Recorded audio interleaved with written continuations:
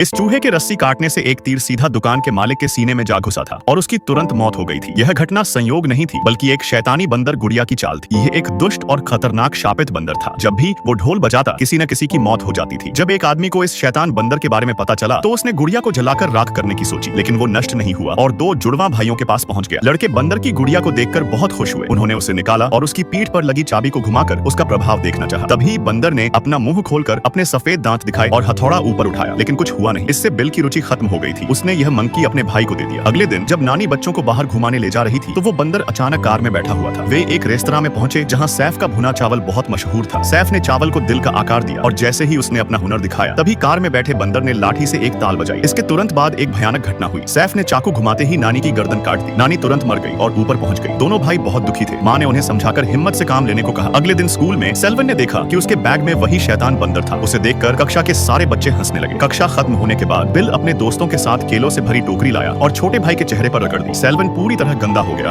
और बहुत गुस्से में था। उसने शैतान बंदर से अपने भाई की मौत मांगी, क्योंकि वो बदला लेना चाहता था। तभी चाबी घूमते ही बंदर ने ढोल बजाना शुरू कर दिया। अब फिर से कुछ भयानक होने वाला था। उसी समय भाई घर लौटा और माँ को आइसक्रीम बनाते देखा। ढोल बंद होते ही भाई बिल्कुल ठीक था, लेकिन उनकी माँ की हालत खराब हो गई। उनके शरीर की सारी नसें फट गईं और वह भी चल बसी। सेल्वन जानता था कि इसके पीछे उस हत्यारे बंदर का ही हाथ था। उसने चाकू से बंदर के टुकड़े टुकड़े कर दिए। पिता के गायब होने के बाद चाचा दोनों भाइयों को अपने घर ले गए, लेकिन तभी अचानक वहाँ भी वो बंदर टपक पड़ा। भाई ने खिड़की से बाहर देखा तो बंदर उसे घूर रहा था। उसे बंदर की शैतानी ताकतों के बारे में नहीं पता था, इसलिए उसने बंदर को उठा लिया। जल्द ही एक और मौत हो गई। इस बार उनके चाचा की दुनिया छूट गई। जंगल में एक पागल घोड़े ने उन्हें कुचलकर उनका केचप बना दिया था। भाइयों ने इस शापित बंदर से छुटकारा पाने के लिए उसे एक डिब्बे में बंद किया, जंजीरों से बांधा और एक पुराने कुएं में फेंक दिया। इस बार यह तरीका काम कर गया था। 25 साल बाद सेल्वन 30 साल का हो चुका था और उसका एक बच्चा भी था। उसने सोचा कि अब उसकी जिंदगी आराम से कटेगी, लेकिन वो शापित बंदर फिर से उसके परिवार में लौट आया।